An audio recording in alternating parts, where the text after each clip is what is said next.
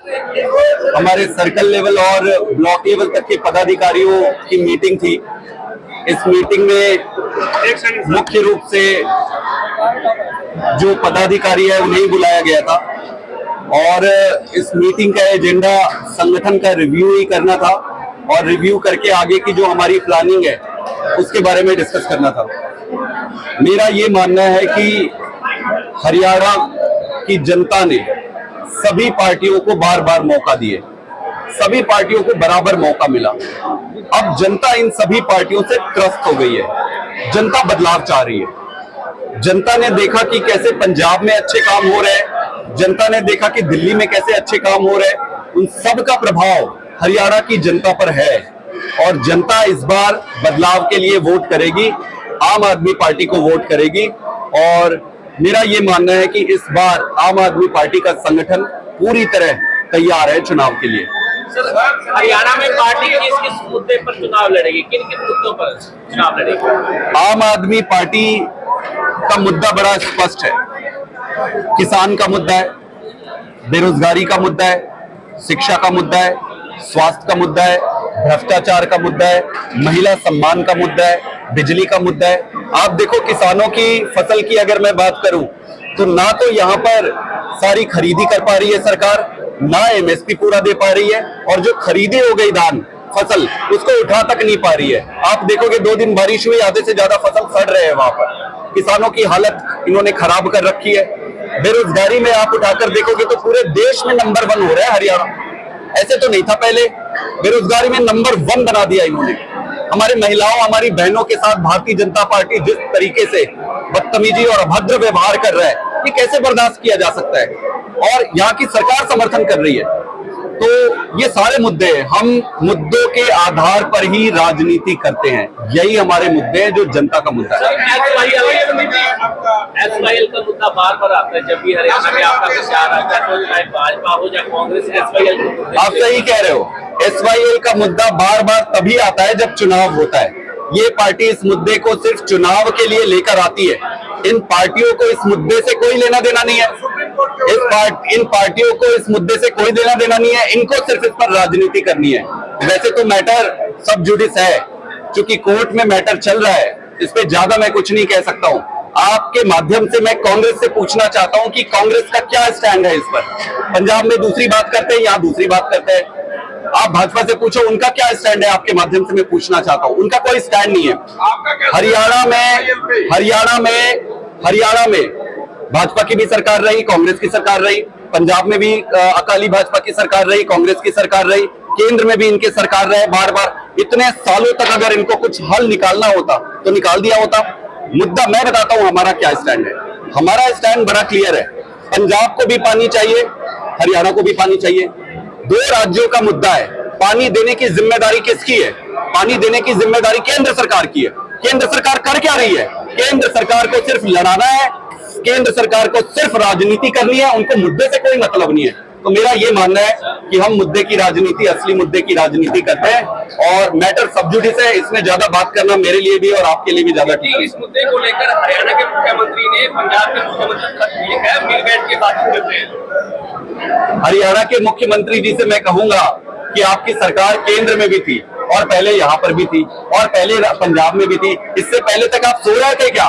चुनाव आते ही आपके पास, इनके पास कोई विजन नहीं है। इनके पास अपने किए कर्म, इनके काम क्या है आप पूछो इनसे। भाई इतने साल से आपकी सरकार है, आप बताओ क्या काम किए?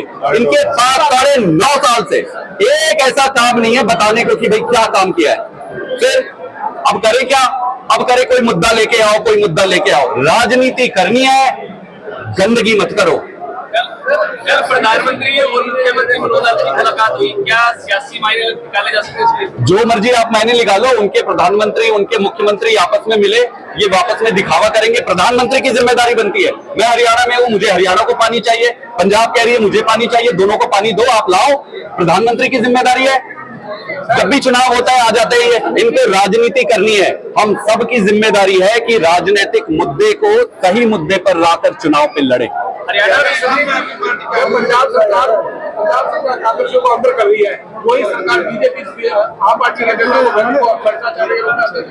आप क्यों? देखिए, कांग्रेस पार्टी के प्रति, किसी के प्रति नफरत नहीं है, लेकिन अगर कोई व्यक्ति ड्रग्स में बहुत ज्यादा फंसा हुआ है, ड्रग्स का मुद्दा बहुत खतरनाक मुद्दा है, ये कोई छोटा मोटा मुद्दा नहीं है, तो हम जो जुडिशियल प्रोसेस है, कोर्ट में ऑलरेडी वो उनको लिखा हुआ है सारा, हम इंटरफेयर नहीं कर रहे हैं। इसी बात का प्रमाण है कि हम राजनीतिक मुद्दा बनाना ही नहीं चाहते, हमारे लिए राजनीतिक मुद्दा नहीं है। रहा सवाल जो भाजपा कर रही है आम आदमी पार्टी के साथ, वो आप देखो, आपको तय करना है। एक एक करके लीडर को अंदर करते जा रहे हैं। सुप्रीम कोर्ट में जो कार्रवाई चल रही है, आप सबके पास लिंक आता होगा, आप उस पर सुनो। सुप्रीम कोर्ट के जज बार बार इनसे पूछ रहे हैं, भाई इनके अपराध तो बताओ, इनके अपराध तो बताओ। अपराध बताने को इनके पास एक ढेले का कुछ नहीं है, जैसे तैसे करके अंदर रखने का है। बट कोई बात नहीं, केजरीवाल एक आइडिया है, आइडिया, उसको कोई रोक नहीं सकता है, उसका समय आ गया है। तो हरियाणा में केजरीवाल फार्मूला लागू होगा, पास हो पाएगा? बिल्कुल केजरीवाल फार्मूला पूरे देश में लागू होगा। केजरीवाल जी का फार्मूला क्या है? केजरीवाल जी सभी को अपने बच्चे जैसा शिक्षा देना चाहते हैं, केजरीवाल जी अपने परिवार का जैसे स्वास्थ्य देते हैं वैसे देना चाहते हैं, किसानों को सम्मान देना चाहते हैं, महिलाओं अपनी बहन बेटियों को सम्मान देना, और ये कोई दे नहीं रहा है, ये हरियाणा का अधिकार है। हरियाणा इतनी प्रॉस्पेरस जमीन है, यहाँ पे इतने मेहनती लोग हैं, ऐसा क्या हो गया कि इतने सारे 9 साल में और इतने सालों में आजादी के बाद से ये पीछे जाती जा रही है? सर, भूपेंद्र सिंह हुड्डा हरियाणा में 4 डिप्टी सीएम बनाने की बात कर रहे थे, तो क्या आप उस बयान को क्या कहना चाहते हैं? बड़ा इंटरेस्टिंग है। हुड्डा साहब को ये पता है और ये लगता है कि वो सिर्फ एक ही समाज, जाट समाज के लीडर बन के रह गए। बाकी के जितने भी समाज है हरियाणा में, उनको मालूम है कि उनको कोई एक ढेले का वोट नहीं दे रहा है, उनको कोई कंसीडर ही नहीं करते।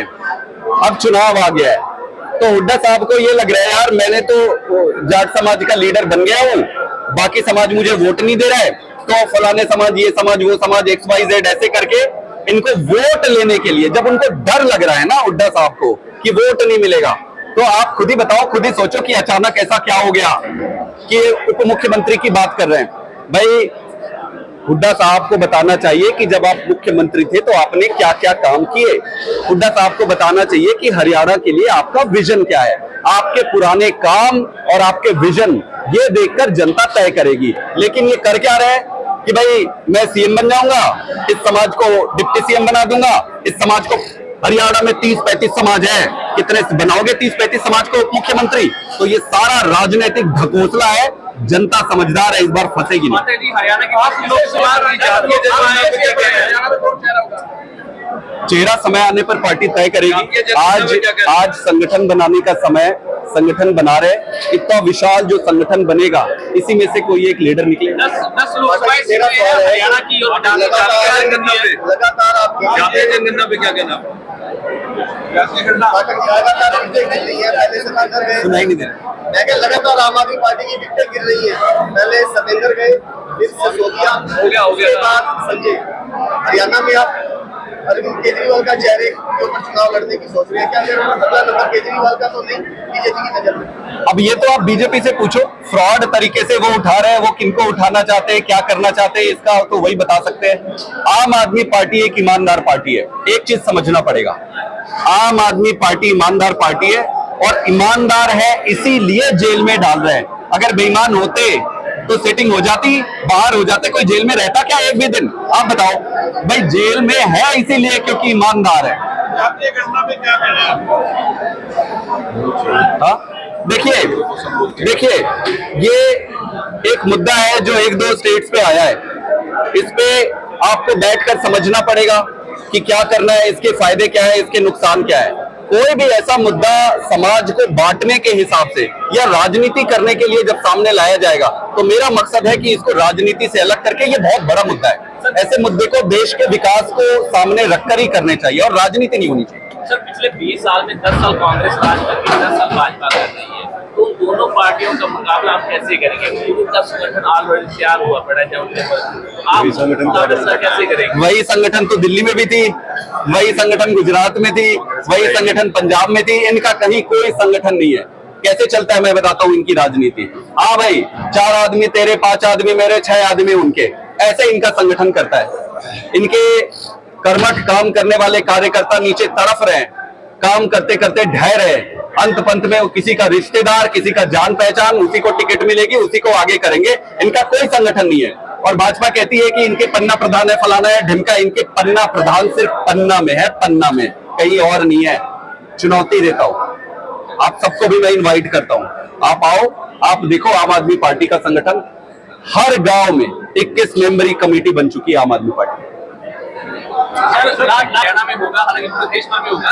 विधानसभा चुनाव भी हरियाणा में है। आप पार्टी क्या रणनीति देगी? अकेले लड़ेगी, गठबंधन में लड़ेगी, कैसे रणनीति देगी? इंडिया के साथ है क्या? बिल्कुल इंडिया के गठबंधन के साथी हैं।